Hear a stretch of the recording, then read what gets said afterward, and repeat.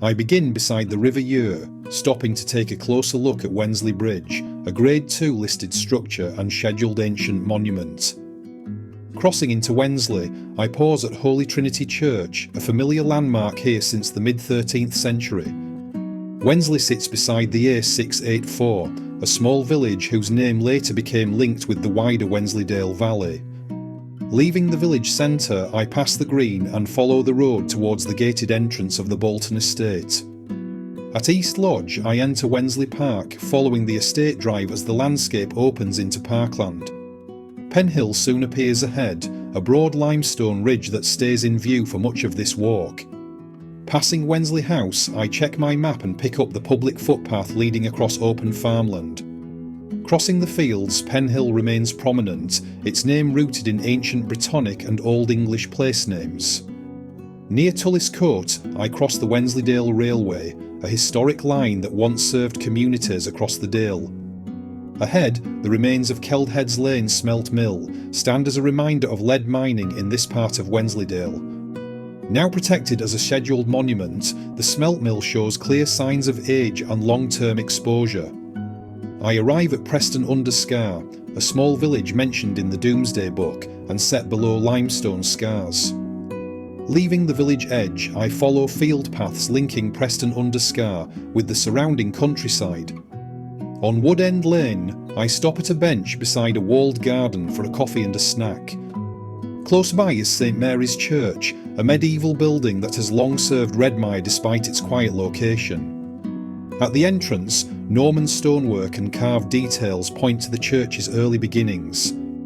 Inside, medieval features remain, including the timber roof and stonework shaped by later restoration.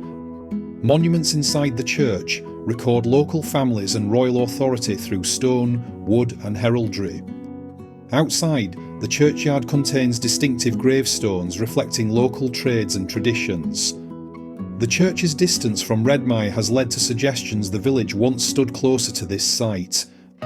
Leaving the church, I walk into Redmire, a village many recognise from all creatures great and small.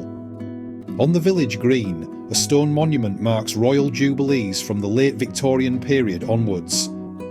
Nearby, the village pub has long welcomed walkers, locals and visitors exploring Wensleydale. From Redmire, I head south along Mill Lane before joining a permissive path towards the River Ure. The path leads through woodland and meadow, gently descending towards the riverbank. The River Ure flows east through Wensleydale, shaping the valley over thousands of years. I carefully cross Apedale Beck on a narrow metal girder footbridge above the stream. Here, Apedale Beck joins the River Ure, the water levels raised after recent rainfall. I reach Redmire Force, where the river drops over stepped rock ledges in a series of falls. Across the river, exposed limestone at Force Scar frames the falls and directs the river's flow. After spending time at the falls, I retrace my steps briefly before continuing along the riverside path. The narrow path offers elevated views across the River Ure as it winds through the valley below. Further on, the route widens into a stone track, leading away from the river and towards farmland. Crossing open fields, I enter West Wood, where tall trees close in around the forest track. Through gaps in the trees, Penhill and the River Ure come back into view beyond the woodland.